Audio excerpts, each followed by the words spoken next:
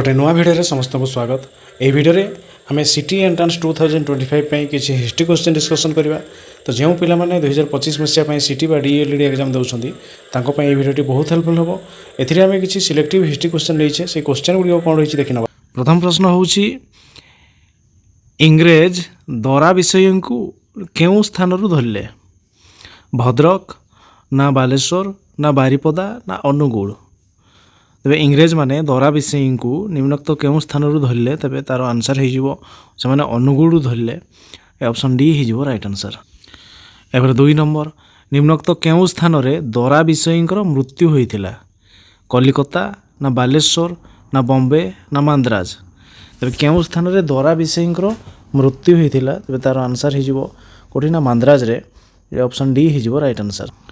एबार 3 नंबर केन्दुझर आदिवासी भूया संप्रदाय निम्नोक्त क्या केन्दुझर राजगादी बसवाई समर्थन करू नथिले? बृंदावन भंज को ना धनुर्जय भंज को ना विष्णुप्रिया को ना रत्ना नायक को? तेरे केन्दुझर आदिवासी भूया संप्रदाय निम्नोक्त क्या केन्दुझर राजगादी बसवाई समर्थन करू नथिले? तेरे तार आंसर हो कौन ना धनुर्जय भंज। धनुर्जय भंज ऑप्शन बी हो राइट आंसर। एबार 4 नंबर निम्नोक्त केते मसीह राजा धनुर्जय विरुद्ध रे विद्रोह है? 1868 ना 1872 ना 1874 ना 1875? तेरे तार आंसर हो 1868 मसीह विद्रोह आरंभ है। 1868 ऑप्शन ए हो राइट आंसर। एबार 5 नंबर निम्नोक्त केते ख्रीष्टाब्द इंग्रेज शासक त्रिविक्रम भंज को मयूरभंजर राजा रूपे स्वीकार करते? 1810 ना 1812 ना 1814 ना 1816? तेरे केते ख्रीष्टाब्द इंग्रेज शासक त्रिविक्रम भंज को मयूरभंजर राजा रूपे स्वीकार करते? तेरे तार आंसर हो 1810। ऑप्शन ए हो राइट आंसर। एबार 6 नंबर 1998 इंग्रेज मान विरोध में निम्नोक्त क्यों मेली होता? रत्ना मेली ना धरणी मेली ना दरा मेली ना चकरा मेली? 1898 मसीह कौन होता ना धरणी मेली होता? ऑप्शन बी हो राइट आंसर। एबार 7 नंबर निम्नोक्त क्यों कारण 1891 राजा धनुर्जय भंज को आदेश को विरोध करी धरणीधर नेतृत्व में प्रजा माने एकाठी होते? ऑप्शन अच्छी धनुर्जय भंज प्रजा अधिक कर बसाई ना धनुर्जय भंज प्रजा मेली को बेआईन घोषणा कले ना इंग्रेज माने भूया मान आक्रमण कले ना बेठीरे एक बंध निर्माण करने राजा धनुर्जय भंज चाहिए? तेरे प्रश्न थिला क्यों कारण 1891 राजा धनुर्जय भंज आदेश को विरोध करी धरणीधर नेतृत्व में प्रजा माने एकाठी होते? तेरे तार आंसर हो कौन ना बेठीरे एक बंध निर्माण करने राजा धनुर्जय भंज चाहिए जोटा कि आमर विरोध होता। तेणु ऑप्शन डी हो राइट आंसर। एबार 8 नंबर 1820 मसीह निम्नोक्त क्यों कारण कोल्हो माने सिंहभूमि राजा घनश्याम सिंह विरुद्ध में विद्रोह करते? तेज 1820 मसीह कोल्हो माने राजा घनश्याम सिंह विरुद्ध में विद्रोह करते कौन? ऑप्शन अच्छी सिंहभूमि राजा कोल्हो मान अत्याचार करुले ना सिंहभूमि राजा कोल्हो मान अंचल विताड़ित करने को चाहूले ना सिंहभूमि राजा कोल्हो मान अधिकृत जमी को दखल करने को चाहूले ना सिंहभूमि राजा कोल्हो मान आक्रमण कले? तेरे तार आंसर हो कौन ना सिंहभूमि राजा कोल्हो मान अधिकृत जमी को दखल करने को चाहूले। तेणु ये ऑप्शन सी हो राइट आंसर। एबार 9 नंबर कमिशनर स्टॉकवेल निम्नोक्त केबे तांको पदवी इस्तीफा देले? 1830 ना 1831 ना 1832 ना 1833? कमिशनर स्टॉकवेल तेल केबे तांको पदवी इस्तीफा देते? तार आंसर हो 1832। ऑप्शन सी हो राइट आंसर।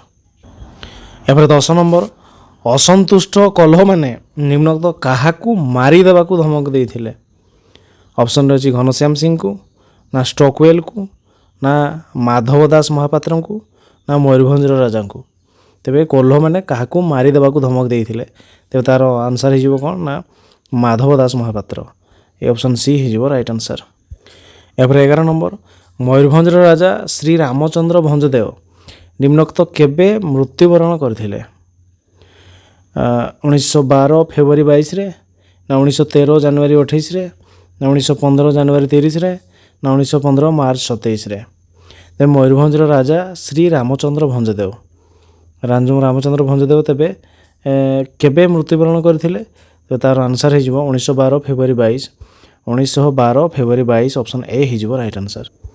ଏପରେ 12 ନମ୍ବର, ନିମ୍ନୋକ୍ତ କେତେ ମସିହାରେ ପ୍ରଥମ ବେତନଟି ହାଟରେ ଇଂରେଜ ଶାସନ ଜମିଦାରଙ୍କ ଶୋଷଣକୁ ପ୍ରତିବାଦ କରାଯାଇଥିଲା?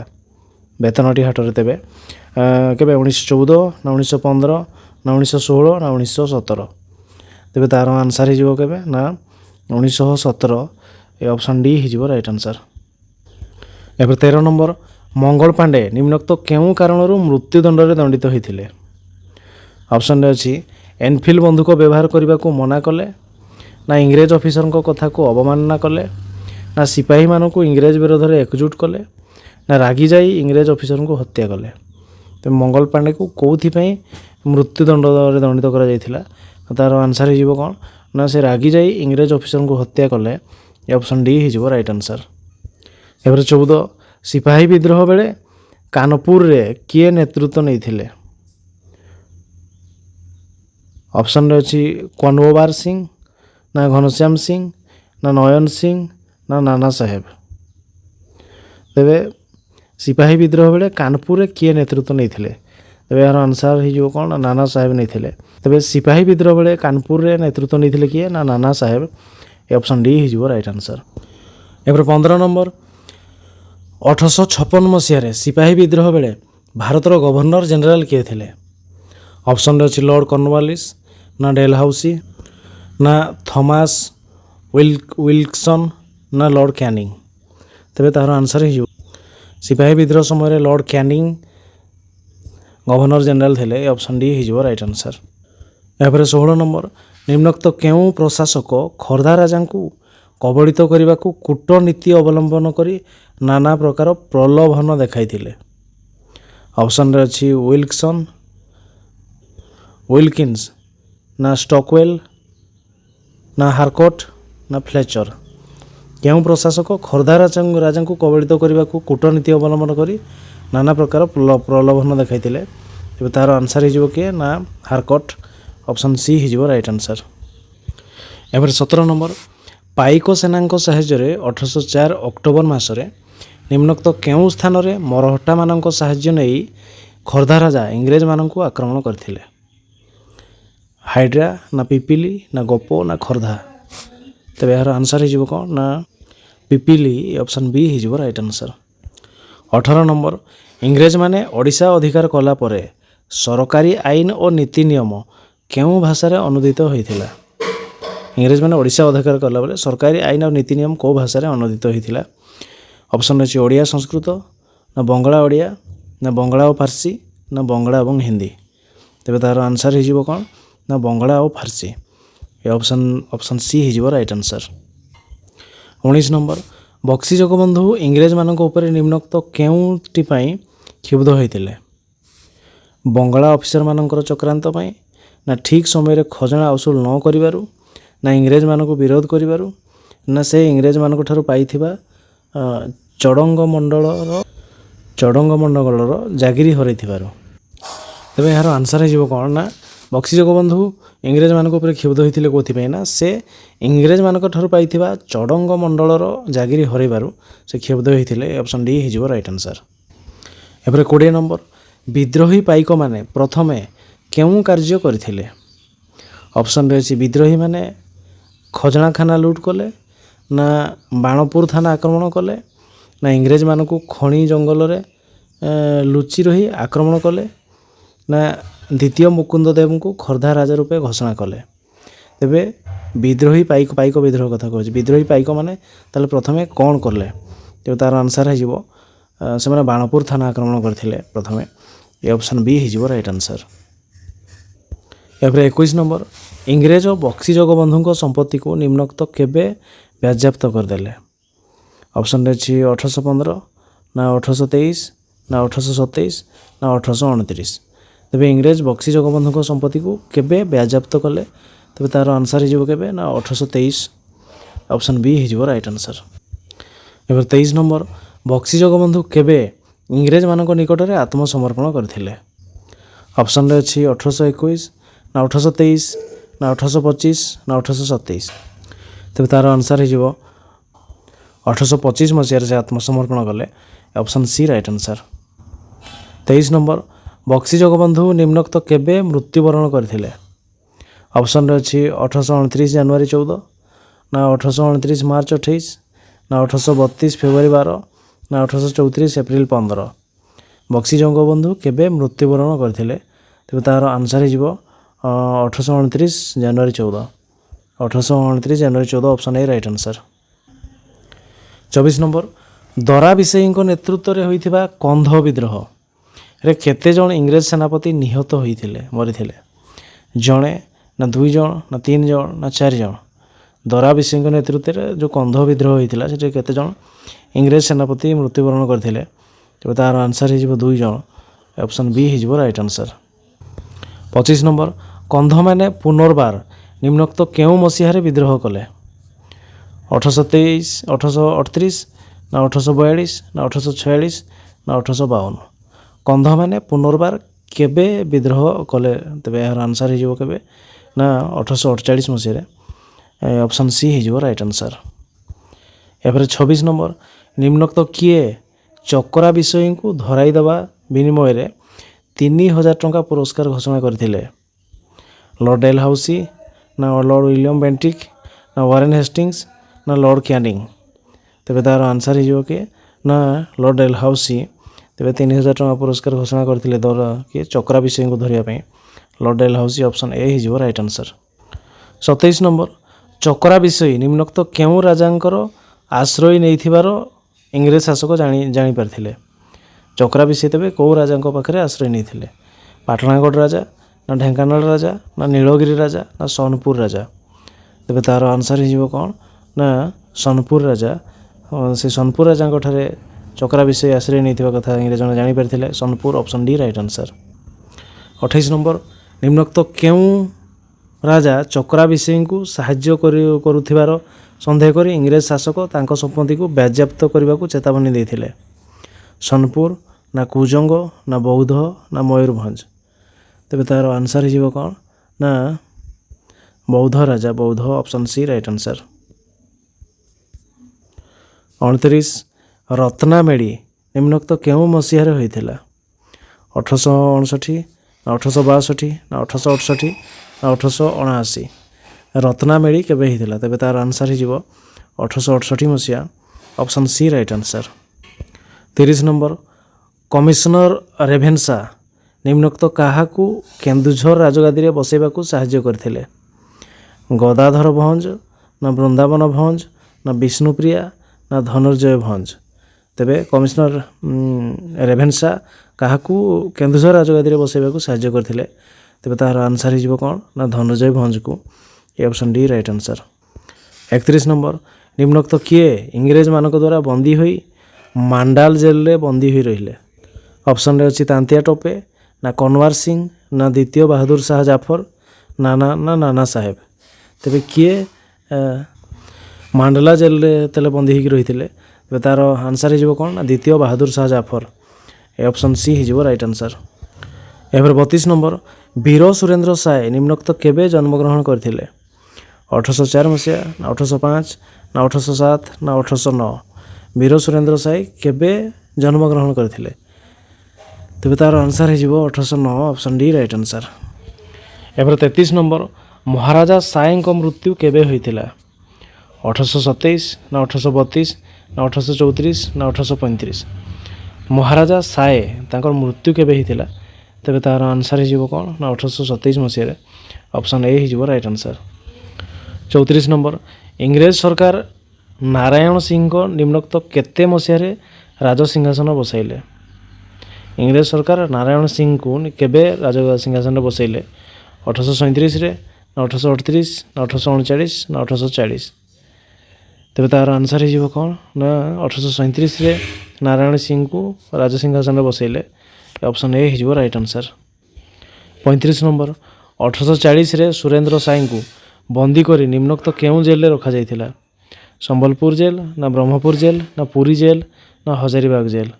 ତେବେ ତାର ଆନ୍ସର୍ ହେଇଯିବ କ'ଣ ନା ହଜାରିବାଗ ଜେଲରେ 1840 ମସିହାରେ ସୁରେନ୍ଦ୍ର ସାଏଙ୍କୁ ବନ୍ଦୀ କରିକି ଜେଲରେ ରଖାଯାଇଥିଲା। ହଜାରିବାଗ ଜେଲ୍। ଅପସନ୍ ଡି ହେଇଯିବ ରାଇଟ୍ ଆନ୍ସର୍। 36 ନମ୍ବର କାହାର ନେତୃତ୍ୱରେ କଟକ ସମ୍ବଲପୁର ରାଜରାସ୍ତାରେ ଥିବା ବଟ ଘାଟିଠାରେ ବିଦ୍ରୋହୀମାନେ ଅବସ୍ଥାପିତ ହୋଇଥିଲେ? କଟକ ସମ୍ବଲପୁର ରାଜରାସ୍ତାରେ ଥିବା ବଟ ଘାଟିଠାରେ ବିଦ୍ରୋହୀମାନେ ଅବସ୍ଥାପିତ ହୋଇଥିଲେ କାହା ନେତୃତ୍ୱରେ? ଉଦନ୍ତ ସାଏଙ୍କ ନେତୃତ୍ୱରେ ନା ଲଇସିଂହା ଜମିଦାରଙ୍କ ନେତୃତ୍ୱରେ ନା ଘେଁସ ଜମିଦାରଙ୍କ ନେତୃତ୍ୱରେ ନା ମିତ୍ରଭାନୁଙ୍କ ନେତୃତ୍ୱରେ? ତେବେ ତାର ଆନ୍ସର୍ ହେଇଯିବ କ'ଣ ନା ସେମାନେ ଲଇସିଂହା ଜମିଦାରଙ୍କ ନେତୃତ୍ୱରେ ତାହେଲେ ଅବସ୍ଥାପିତ ହୋଇଥିଲେ। Option B right answer. 37 Sambalpur ବିଦ୍ରୋହ ଦମନ ପାଇଁ ନିମ୍ନୋକ୍ତ କିଏ ଅଶ୍ୱାରୋହୀ ସୈନ୍ୟ ସହ ସମ୍ବଲପୁରଠାରେ ପହଞ୍ଚିଥିଲେ? କର୍ଣ୍ଣେଲ ଫରେଷ୍ଟର ନା ମେଜର ଇମ୍ପେ ନା କ୍ୟାମ୍ବରଲେନ୍ ନା ଇ.ଜି. ଉଡ୍? ତେବେ ସମ୍ବଲପୁର ବିଦ୍ରୋହ ଦମନ କରିବା ପାଇଁ କିଏ ଅଶ୍ୱାରୋହୀ ସୈନ୍ୟ ସହ ସମ୍ବଲପୁର ଆସିକି ପହଞ୍ଚିଥିଲେ? ତେବେ ତାର ଆନ୍ସର୍ ହେଇଯିବ କିଏ ନା eg. Wood. Option D right answer. ଏହାପରେ 38 ନମ୍ବର ନିମ୍ନୋକ୍ତ କେବେ ସୁରେନ୍ଦ୍ର ସାଏ ବନ୍ଦୀ ହେଲେ?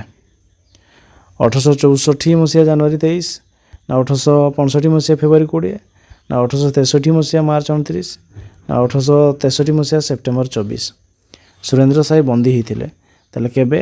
ତାହା ହେଇଯିବ 1864 ମସିହାର ଜାନୁଆରୀ 23। 1864 ମସିହା ଜାନୁଆରୀ 23। Option A right answer. 39 ବୀର ସୁରେନ୍ଦ୍ର ସାଏ କେବେ ପ୍ରାଣତ୍ୟାଗ କଲେ? ଅପସନ୍ରେ ଅଛି 1883 ମସିହା ଜାନୁଆରୀ 12 ନା 1883 ମସିହା ମାର୍ଚ୍ଚ 24 ନା 1884 ମସିହା ଜାନୁଆରୀ 28 ନା 1884 ମସିହା ଫେବୃଆରୀ 28? ତେବେ ତା'ର ଆନ୍ସର୍ ହେଇଯିବ 1884 ମସିହା ଫେବୃଆରୀ 28 ତାରିଖ ଦିନ ବୀର ସୁରେନ୍ଦ୍ର ସାଏ ମୃତ୍ୟୁବରଣ କରିଥିଲେ। 1884 ଫେବୃଆରୀ 28। Option D right answer. ଏହାପରେ 40 ନମ୍ବର ଦରା ବିଷୋଇ ନିମ୍ନୋକ୍ତ କେଉଁ ସମ୍ପ୍ରଦାୟର ନେତା ଥିଲେ? ମୁଣ୍ଡା ନା କଲ୍ହ ନା କନ୍ଧ ନା ଜୁଆଙ୍ଗ? ଦରା ବିଷୋଇ ଥିଲେ କ'ଣ ନା ସେ ଥିଲେ କନ୍ଧ ବିଦ୍ରୋହ ନେତା, ସେ କନ୍ଧ ସମ୍ପ୍ରଦାୟର। Option C right answer. 41 number 1825 ଖ୍ରୀଷ୍ଟାବ୍ଦରେ ବକ୍ସି ଜଗବନ୍ଧୁ ବିଦ୍ୟାଧର ନିମ୍ନୋକ୍ତ କେଉଁ ସ୍ଥାନରେ ଆତ୍ମସମର୍ପଣ କରିଥିଲେ? 1825 ଖ୍ରୀଷ୍ଟାବ୍ଦରେ ତାହେଲେ ବକ୍ସି ଜଗବନ୍ଧୁ ବିଦ୍ୟାଧର ଆତ୍ମସମର୍ପଣ କରିଥିଲେ। ତାହେଲେ କେଉଁଠି କରିଥିଲେ? ପିପିଲି ଠାରେ ନା ଖୋର୍ଦ୍ଧା ଠାରେ ନା ଉଦୟପୁର ଠାରେ ନା କଟକ ଠାରେ? ତେବେ ତାର ଆନ୍ସର୍ ହେଇଯିବ ସେ କଟକ ଠାରେ ଆତ୍ମସମର୍ପଣ କରିଥିଲେ। Option D right answer. ଏହାପରେ 42 ନିମ୍ନୋକ୍ତ ମଧ୍ୟରୁ କିଏ ପେଶୱା ଦ୍ୱିତୀୟ ବାଜିରାଓଙ୍କ ପୋଷ୍ୟପୁତ୍ର ଥିଲେ? ନାନା ସାହେବ ନା ତାନ୍ତିଆ ଟୋପେ ନା ରାଓ ସାହେବ ନା କନୱାର ସିଂ? ତେବେ ପେଶୱା ଦ୍ୱିତୀୟ ବାଜିରାଓଙ୍କ ପୋଷ୍ୟପୁତ୍ର ତାହେଲେ କିଏ ଥିଲେ ନା ସେ ଥିଲେ ନାନା ସାହେବ। ଅପସନ୍ ଏ ହେଇଯିବ ରାଇଟ୍ ଆନ୍ସର୍। ଏହାପରେ 43 ମାଧ ସିଂ ନିମ୍ନୋକ୍ତ କେଉଁ ଘାଟି ଜଗିବା ପାଇଁ ଅବସ୍ଥାପିତ ହୋଇଥିଲେ? ମାଧ ସିଂ ଝାରସୁଗୁଡ଼ା ଘାଟି ନା ବଡ଼ପାଟି ଘାଟି ନା ସିଙ୍ଗଡ଼ା ଘାଟି ନା ଟେନ୍ସା ଘାଟି? ତେବେ ମାଧ ସିଂ କେଉଁ ଘାଟି ଜଗିବା ପାଇଁ ଅବସ୍ଥାପିତ ହୋଇଥିଲେ? ତେବେ ତା'ର ଆନ୍ସର୍ ହେଇଯିବ କ'ଣ ନା ସେ ସିଙ୍ଗଡ଼ା ଘାଟି ଜଗିବା ପାଇଁ ଜଗିଥିଲେ। ତେବେ ମାଧ ସିଂଙ୍କ ନାମ ଅନୁସାରେ ଏବେ ମାଧ ସିଂ ହାତ ଖର୍ଚ୍ଚ ଯୋଜନା ଚାଲିଛି ଆମର ହାଇସ୍କୁଲ ଲେବୁଲ୍ର ପିଲାମାନଙ୍କୁ ଯୋଗାଇ ଦିଆହେଉଛି ତାଙ୍କର ଷ୍ଟାଇପେଣ୍ଡ ଆକାରରେ। ଏ ଅପସନ୍ ସି ସିଙ୍ଗଡ଼ା ଘାଟି ହେଇଯିବ ରାଇଟ୍ ଆନ୍ସର୍। 44 ଇଂଲଣ୍ଡର ରାଣୀ ଭିକ୍ଟୋରିଆ ଭାରତ ଶାସନ କ୍ଷମତା ହାତକୁ ନେଲେ ବୋଲି ନିମ୍ନୋକ୍ତ କେଉଁ ସ୍ଥାନରେ ଏକ ଘୋଷଣାପତ୍ର ପାଠ କଲେ? ଦିଲ୍ଲୀରେ ନା କଲିକତାରେ ନା ମାଡ୍ରାସରେ ନା ଆଲାହାବାଦରେ? ତେବେ ଇଂଲଣ୍ଡ ରାଣୀ ଭିକ୍ଟୋରିଆ ଭାରତ ଶାସନର କ୍ଷମତା ହାତକୁ ନେଇଛନ୍ତି ବୋଲି ଗୋଟେ ଘୋଷଣା କରିଥିଲେ। ତାହା କେଉଁଠି କରିଥିଲେ ନା ତାହା ଆଲାହାବାଦରେ କରିଥିଲେ। ଅପସନ୍ ଡି ହେଇଯିବ ରାଇଟ୍ ଆନ୍ସର୍। ଏହାପରେ 45 ଜୟୀ ରାଜଗୁରୁ ନିମ୍ନୋକ୍ତ କେବେ ଜନ୍ମଗ୍ରହଣ କରିଥିଲେ? ଅପସନ୍ରେ ଅଛି 1738 ଅକ୍ଟୋବର 19 ନା 1739 ଅକ୍ଟୋବର 29 ନା 1740 ନଭେମ୍ବର 16 ନା 1740 ଡିସେମ୍ବର 12? ଜୟୀ ରାଜଗୁରୁ କେବେ ଜନ୍ମଗ୍ରହଣ କରିଥିଲେ? ତେବେ ତା'ର ଆନ୍ସର୍ ହେଇଯିବ 1739 October 29। 1739 October 29। Option B right answer. 46 number Jayi ରାଜଗୁରୁଙ୍କର ମାତାଙ୍କ ନାମ ନିମ୍ନୋକ୍ତ ମଧ୍ୟରୁ କେଉଁଟି? ଚାରୁବାଡ଼ା ନା ଶଶିକଳା ନା ଝେମାମଣି ନା ହାରାମଣି। ତେବେ ତା'ର ଆନ୍ସର୍ ହେଇଯିବ ଜୟୀରାଜଗୁରୁଙ୍କ ମାତା ଥିଲେ Haramani. Option D right answer. 47 ଜୟୀରାଜଗୁରୁଙ୍କୁ ନିମ୍ନୋକ୍ତ କେଉଁ ରାଜା ରାଜସଭାରେ ପ୍ରଥମେ ଜଣେ ପଣ୍ଡିତ ଭାବରେ ନିଯୁକ୍ତ କରିଥିଲେ? ଧନଞ୍ଜୟ ହରିଚନ୍ଦନ ନା ମୁକୁନ୍ଦ ଦେବ ନା ତ୍ରିବିକ୍ରମ ଭଞ୍ଜ ନା ଦିବ୍ୟସିଂହ ଦେବ। ତେବେ ତା'ର ଆନ୍ସର୍ ହେଇଯିବ ସେ ଦିବ୍ୟସିଂହ ଦେବଙ୍କ ରାଜସଭାରେ ଜଣେ ପଣ୍ଡିତ ଭାବେ ନିଯୁକ୍ତ ପାଇଥିଲେ Divyasingh Deb. Option D right answer. 48 Jayirajguru ନିମ୍ନୋକ୍ତ କାହାର ଅଭିଭାବକ ଭାବରେ କାର୍ଯ୍ୟ କରୁଥିଲେ? ଯଦୁନାଥ ଭଞ୍ଜ ନା ଧନଞ୍ଜୟ ଭଞ୍ଜ ନା ତ୍ରିବିକ୍ରମ ଭଞ୍ଜ ନା ଦ୍ୱିତୀୟ ମୁକୁନ୍ଦ ଦେବ। ଜୟୀରାଜଗୁରୁ କାହାର ଅଭିଭାବକ ଭାବେ କାର୍ଯ୍ୟ କରୁଥିଲେ? ତେବେ ତା'ର ଆନ୍ସର୍ ହେଇଯିବ କ'ଣ ନା ସେ ଦ୍ୱିତୀୟ ମୁକୁନ୍ଦ ଦେବଙ୍କ ଅଭିଭାବକ ଭାବେ କାର୍ଯ୍ୟ କରୁଥିଲେ। Option D right answer. ତାପରେ 49 1798 ମସିହାରେ ନିମ୍ନୋକ୍ତ କେଉଁ ଘଟଣାଟି ଘଟିଥିଲା? ଅପସନ୍ରେ ଅଛି ଜୟୀରାଜଗୁରୁ ରାଜ୍ୟର ସମସ୍ତ ପ୍ରକାର ଶାସନ ନିୟନ୍ତ୍ରଣର କ୍ଷମତା ନିଜ ହାତକୁ ନେଲେ, ନା ରାଜା ଦିବ୍ୟସିଂହ ଦେବଙ୍କ ମୃତ୍ୟୁ ଘଟିଲା, ନା ଦିବ୍ୟସିଂହ ଦେବଙ୍କ ରାଜ୍ୟ ମଧ୍ୟରେ ଅନ୍ତର୍ଯୁଦ୍ଧ ହେଲା, ନା ରାଜ୍ୟରେ ଦୁର୍ଭିକ୍ଷ ପଡ଼ିଲା। 1798 ମସିହାରେ କେଉଁ ଘଟଣାଟା ଘଟିଥିଲା? ତେବେ ତା'ର ଆନ୍ସର୍ ହେଇଯିବ କ'ଣ ନା ଜୟୀରାଜଗୁରୁ ରାଜ୍ୟର ସମସ୍ତ ପ୍ରକାର ଶାସନ ନିୟନ୍ତ୍ରଣର କ୍ଷମତା ନିଜ ହାତକୁ ନେଇଥିଲେ। Option A right answer. 50 number Mukunda Deb ନିମ୍ନୋକ୍ତ କାହା ସାହାଯ୍ୟରେ ଖୋର୍ଦ୍ଧାରୁ ଇଂରେଜମାନଙ୍କୁ ତଡ଼ିବା ପାଇଁ ସ୍ଥିର କଲେ? ବକ୍ସି ଜଗବନ୍ଧୁ ନା ଦରା ବିଶୋଇ ନା ରତ୍ନାନାୟକ ନା ମରହଟ୍ଟା। ମୁକୁନ୍ଦ ଦେବ ତାହେଲେ କାହାର ସାହାଯ୍ୟ ନେଇକି ଇଂରେଜମାନଙ୍କୁ ତଡ଼ିବା ପାଇଁ ଚେଷ୍ଟା କରିଥିଲେ? ତେବେ ସେ ମରହଟ୍ଟାମାନଙ୍କ ସାହାଯ୍ୟ ନେଇଥିଲେ। Option D right answer.